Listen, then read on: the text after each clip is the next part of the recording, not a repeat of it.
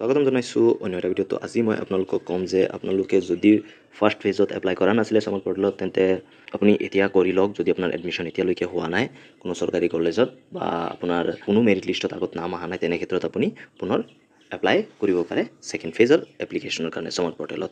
তো কেনেকৈ এপ্লাই কৰিব লাগে মই অলৰেডি ভিডিঅ' বনাইছোঁ, আপুনি গৈ চাই ল'ব মোৰ চেনেলত। আৰু ABC ID কেনেকৈ লিংক কৰিব লাগে সেইটোও মই ভিডিঅ' বনাইছোঁ, সেইটো আপোনালোকে চাই ল'ব পাৰে।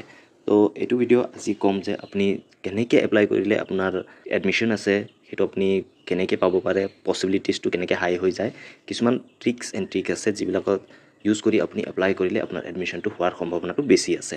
তো ফাৰ্ষ্ট অফ অল আপুনি কি কৰিব, আপুনি যেতিয়া এপ্লাই কৰিব তাৰ আগত আপোনাৰ 2-3টামান বস্তু ভালকৈ চাই ল'ব লাগিব যে আপুনি কোনখন কলেজত এপ্লাই কৰি আছে, সেই কলেজৰ একেবাৰে ল'ৱেষ্ট কাট অফ কিমান আছে আপুনি সেইটো চাই ল'ব। যদি কাট অফ আপোনাৰ ল'ৱেষ্ট আছে বা আপোনাতকৈও কম কোনোবাই পাইছে আগত, আপুনি মেৰিট লিষ্টটো প্ৰথমতে চাই ল'ব লাগিব। আপুনি ইয়াত যাব, 3 ডটছত গৈ আপুনি মেৰিট লিষ্ট যিটো অপশ্যন আছে ইয়াত আপুনি চাই ল'ব। মেৰিট লিষ্টটো ইয়াত ক্লিক কৰিলে ওলাই আহিব আপোনাৰ কোন কলেজৰ মেৰিট লিষ্ট। তো মেৰিট লিষ্ট 1, 2, 3 আপুনি লাষ্টটো চাব, একেবাৰে মেৰিট লিষ্ট 3টো চাব। চাই আপুনি ইনষ্টিটিউট ৱাইজ আপুনি চিলেক্ট কৰি ল'ব। প্ৰথম আপুনি ইনষ্টিটিউটটো চাই ল'ব, আপুনি কোনখন কলেজত এপ্লাই কৰিব সেইখন কলেজৰ।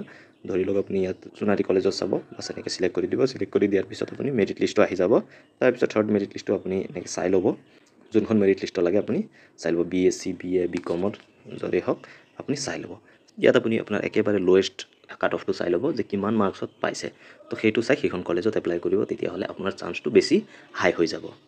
আৰু এপ্লাই কৰাৰ আগতে আপুনি এটা বস্তু চাই ল'ব, আপুনি যোনখন কলেজত প্ৰথমতে এপ্লাই কৰিছিলে তাত আপোনাৰ স্পট এডমিশ্যনত আপোনাৰ চান্সেছ কিমান আছে সেইটো আপুনি চাই ল'ব। আপুনি সেইটোৰ কাৰণে ইমিডিয়েটলি গৈ আজিয়ে গৈ খবৰ কৰক কলেজত, যোন কলেজত আপুনি এপ্লাই কৰিছিলে, যে তাত স্পট এডমিশ্যনৰ কাৰণে আপুনি ইলিজিবল হয় নে নহয়, আপোনাৰ পোৱাৰ চান্সটো কিমান আছে সেইটো কলেজত সিহঁতে ক'ব। সিহঁতে জানিব যে আপুনি স্পট এডমিশ্যনৰ কাৰণে মানে স্পট এডমিশ্যনত আপুনি ছিট পাবনে নাই। তো সেইটো সোধাৰ পিছত আপুনি পিছত এপ্লাই কৰিব পাৰে। আৰু এইটো বিষয়ে বেটাৰ জানিব কলেজৰ পৰা, কাৰণ মোৰ বহুতে কমেণ্ট কৰি আছে যে মই আকৌ এপ্লাই কৰিম নে স্পট এডমিশ্যনত হেৰি হ'ব, চান্স পাম কি নাই, নে স্পট এডমিশ্যনৰ কাৰণে আকৌ এপ্লাই কৰিব লাগিব।